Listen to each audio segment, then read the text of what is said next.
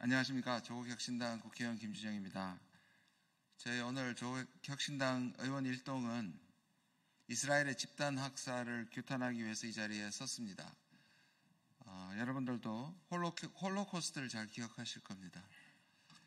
인류 역사상 가장 큰 피해를 입은 이스라엘이 지금은 또 다른 민족을 똑같이 학살하고 있습니다.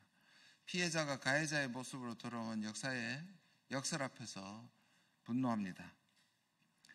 함께 목소리를 내어주실 분들을 소개합니다. 저희 전원 조국혁신당 12명의 국회의원들이 다 연명을 했고요. 여기 오신 분은 4분이십니다. 조국혁신당 강경숙 의원님 오셨습니다. 백선희 의원님 오셨습니다. 이혜민 의원님 오셨습니다. 지금부터 회견문을 낭독하겠습니다. 대한민국은 더 이상 국영꾼으로 남아서는 안 됩니다.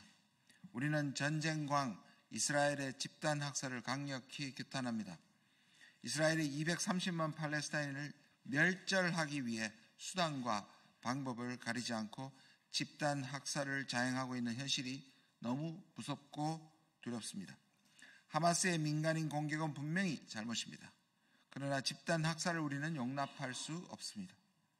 복잡하게 얽혀있는 이스라엘과 팔레스타인의 어두운 역사와 정치적 이해관계를 따지기 전에 우리가 오늘 목도하고 있는 비인간성과 학살의 현실을 직시해야 합니다.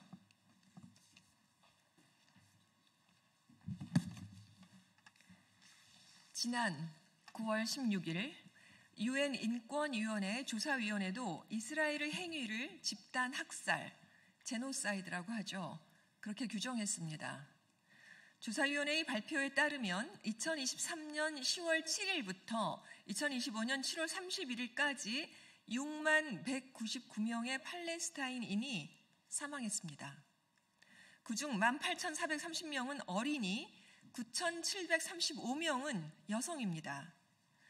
팔레스타인의 기대 수명은 불과 1년 만에 75.5세에서 40.7세로 추락했습니다. 죽음의 일상이 된 현실입니다. 이스라엘은 민간인 아파트와 병원을 집중적으로 공격합니다. 대피소, 식량 배급소, 안전지대조차 예외가 아닙니다. 이스라엘 국방장관은 팔레스타인인을 인간 동물이라 칭하며 주저하지 말고 제거하라고 지시했습니다.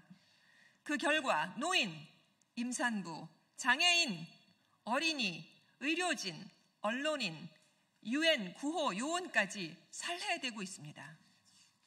목적은 오직 팔레스타인인의 말살입니다. 미래의 위협을 제거한다는 명분으로 어린이들을 공격하고 아이들이 미래에 자녀를 가질 가능성 자체를 차단하기 위해 고의로 머리와 복부에 총격을 가하고 있습니다.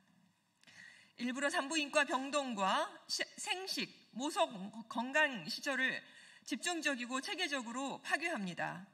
아이들은 혼자 있을 때도, 흰 깃발을 들었을 때도, 부모와 함께 있을 때도 총격을 당했습니다.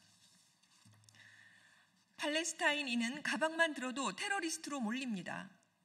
수천 명이 구금되어 고문, 구타, 강간, 성폭력에 노출되어 잔혹하고 비인도적이며 비인간적인 대우를 받고 있습니다. 더욱이 이스라엘은 전기와 식량을 전쟁 도구로 삼아 생존 자체를 위협하고 인도적 재앙을 일부러 만들고 있습니다. 집단 학살의 금지는 국제법상 예외적인 절대적 규범입니다. 조약 가입 여부와 관계없이 모든 국가의 구속력을 갖는다고 국제사회가 인정하고 있는 것입니다. 이스라엘의 집단 학살은 당장 중단되어야 합니다.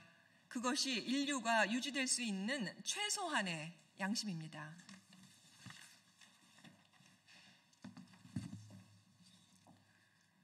대한민국 먼 나라 일이고 거기까지 신경 쓸 여력이 없다는 이유로 비겁한 회피를 해서는 안 됩니다.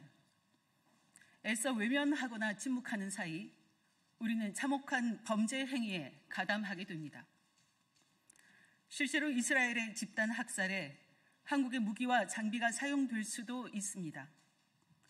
2023년 10월 이후에도 총열과 총몸, 프레임 등의 무기 부품이 수출되었습니다. 국제법은 집단 학살, 전쟁 범죄에 사용될 것을 알면서 무기를 이전하는 것을 명백히 금지하고 있습니다.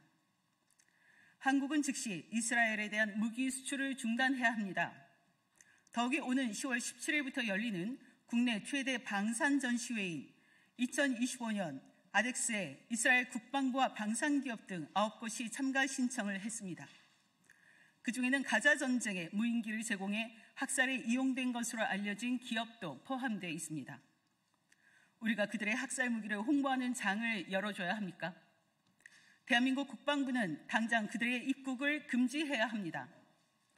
방산 수출이 아무리 중요해도 집단 학살에 쓸 무기까지 팔아야 합니까? 죽음의 상인이 되어서는 안 됩니다.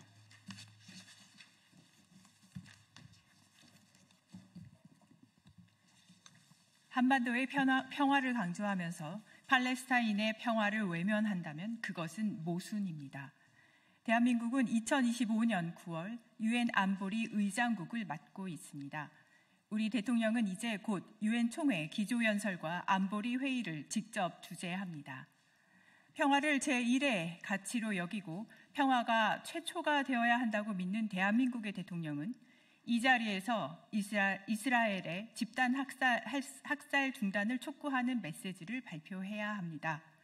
또한 미얀마, 러시아에 취했던 무기와 전략물자 수출 통제와 마찬가지로 국제법에 따라 이스라엘에 대한 무기 수출 전면 금지를 선언해야 할 것입니다.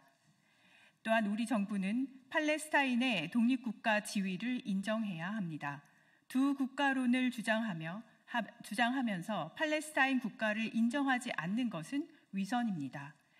우리 정부는 이미 지난해 4월 팔레스타인의 유엔 정회원 가입 결의안에 찬성표를 던진 바 있습니다. 우리는 이스라엘의 집단 학살을 강력히 규탄합니다. 대한민국이 더 이상 구경꾼으로 남아서는 안 됩니다. 침묵은 공모입니다. 비겁한 회피는 동조입니다. 2025년 9월 22일 조국혁신당 국회의원 일동.